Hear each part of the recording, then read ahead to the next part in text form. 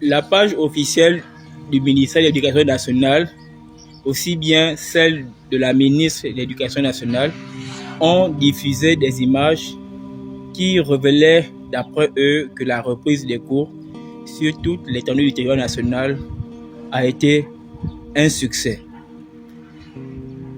Une heure plus tard, d'autres personnes apportent des démentis avec des images qui prouvent le contraire de leur dire. La question que l'on doit se poser derrière ça, entre les deux là, qui ment?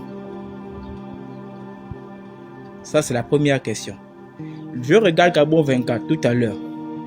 Gabon 24 fait un reportage pour apporter du crédit à ceux-là qui ont diffusé des informations, des vidéos, et avec même les vidéos des personnes sur les réseaux sociaux qui ont téléchargé pour faire leur reportage en disant que la reprise de cours n'a pas été faite comme voulait présager le ministère de l'Éducation nationale et sa ministre de tutelle qui est la patronne, Madame Camélia Toutoum Leclerc.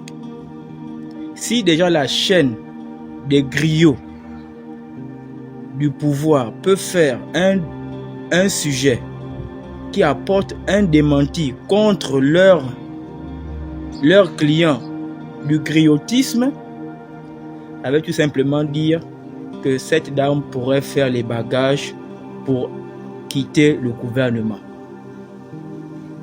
Ça, c'est quelque chose que j'ai déjà vu. Maintenant, est-ce que l'éviction de Mme Camélia Toutoum Leclerc est la solution pour résoudre le problème des enseignants qui mènent un combat, une lutte qui est réelle?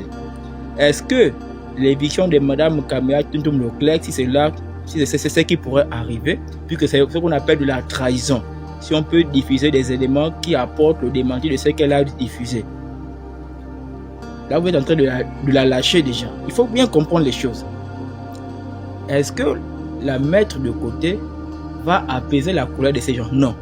Le vieux Kalabab, l'ancêtre, monsieur Edzo, quelque chose comme ça, a dit no money, no work. S'il n'y a pas d'argent, ils ne sont pas satisfaits des revendications pour tous leurs camarades, leur rappel.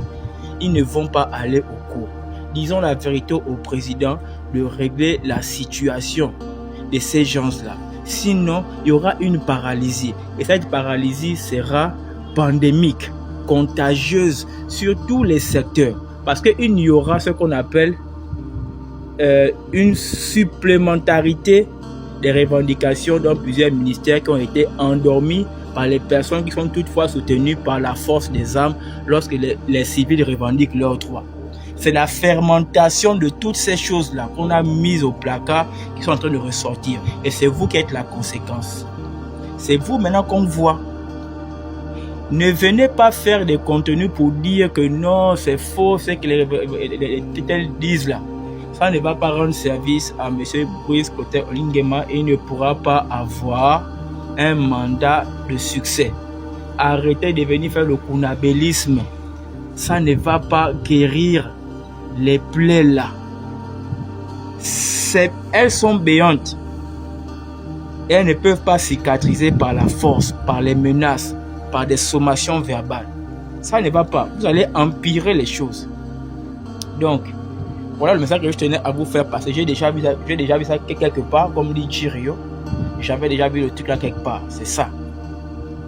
Nombreux sont les ministres qui ont aussi vécu ce genre de trucs là. Et puis ils sont partis. Est-ce que ça a résolu? Faites vite. Avant que je pars. Comme vous n'aimez pas la vérité, je vais quand même dire. Là, je n'ai pas insulté. Je suis venu apporter des solutions pour que vous puissiez voir clair.